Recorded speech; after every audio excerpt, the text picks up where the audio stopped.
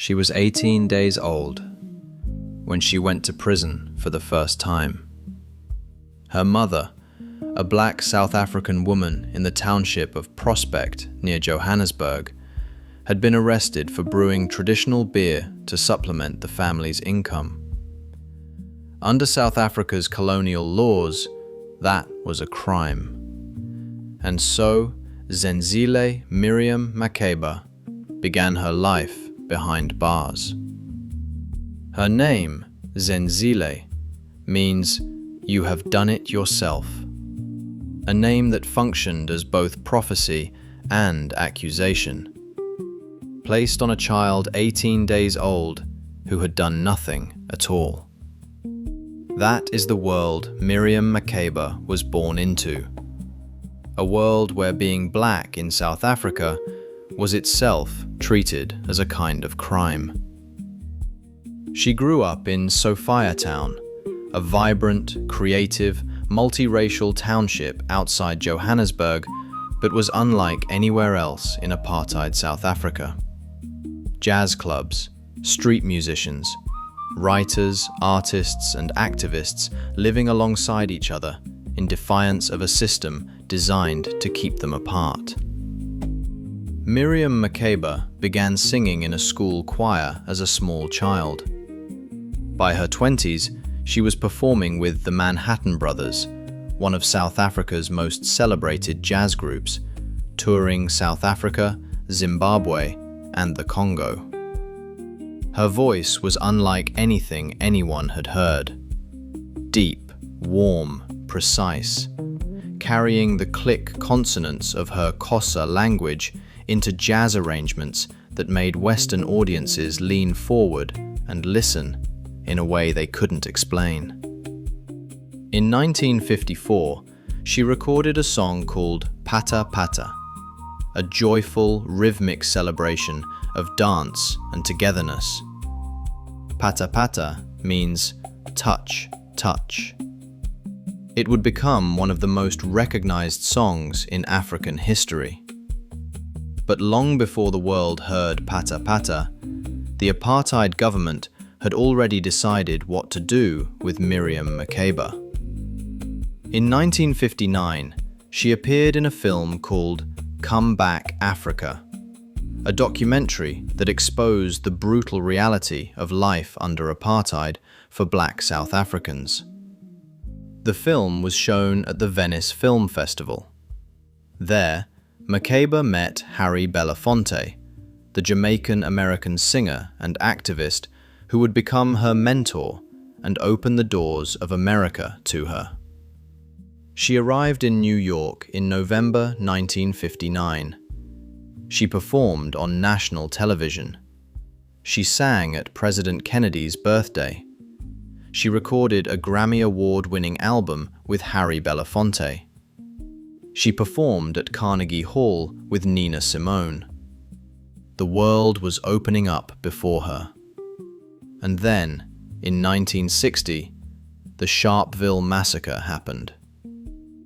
On the 21st of March 1960, South African police opened fire on a crowd of black protesters outside a police station in Sharpeville. 69 people were killed. 180 were wounded. Most were shot in the back as they ran away. 2 of Miriam Makeba's uncles were killed in the massacre. And days later, she learned that her mother had died. She tried to go home. She needed to go home. To bury her mother. To hold what was left of her family. Her passport had been cancelled. The South African government would not let her in. She could not attend her own mother's funeral. She would not set foot in South Africa again for 31 years. From that moment, Miriam Makeba stopped being careful. She went to the United Nations and addressed the General Assembly. She described what apartheid was, what it did to people, what it felt like to be black in the country of your birth and be treated as a foreigner in your own land. She asked the world to act. South Africa's response was immediate. They banned her music. Every record, every song, every performance. Banned inside the country, she was no longer allowed to enter. "People say I sing politics," she said. "But what I sing is not politics. It is the truth." Through the 1960s, Makeba became one of the most recognized voices in the world.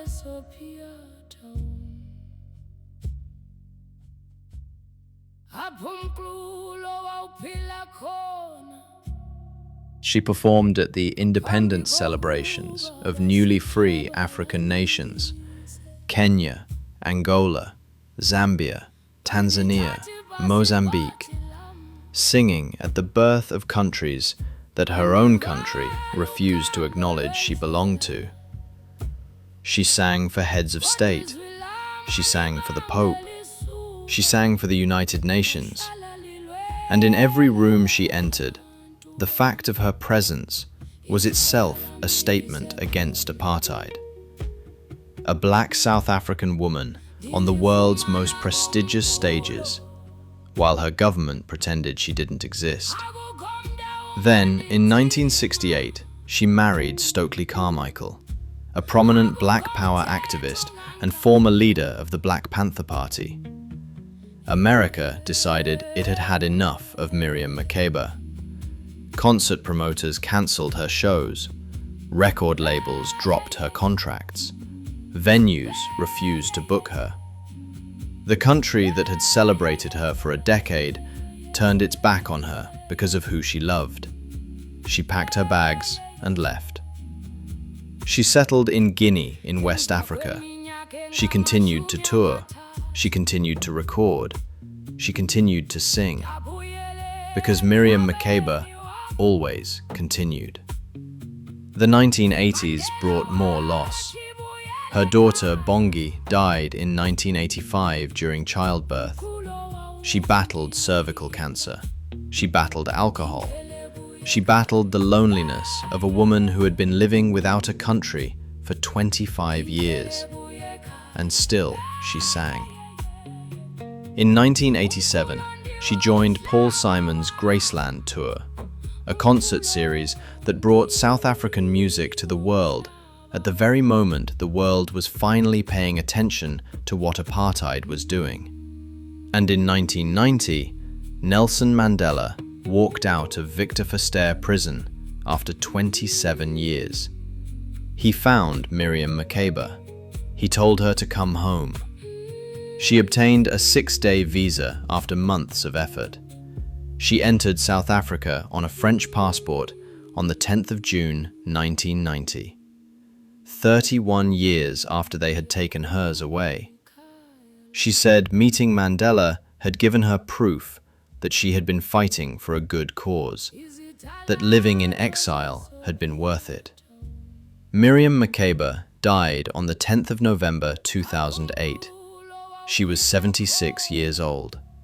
She died on stage, or as close to it as makes no difference. She collapsed of a heart attack 30 minutes after performing at a concert in southern Italy, a benefit concert for a writer being threatened by the Camorra Mafia.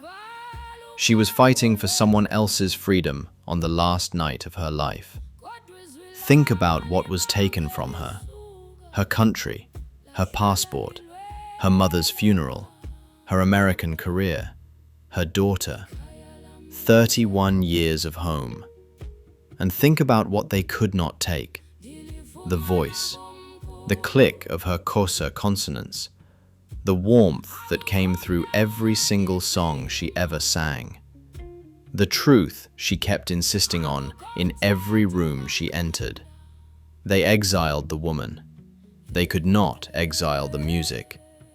And the music went everywhere they refused to let her go, carrying the name of South Africa and the reality of apartheid into every corner of the world that her government was desperately trying to keep in the dark. Ndiindlela ebuya ekhaya. In Xhosa, I am the road back home. This is the song behind the story, where music isn't the background, it's the point.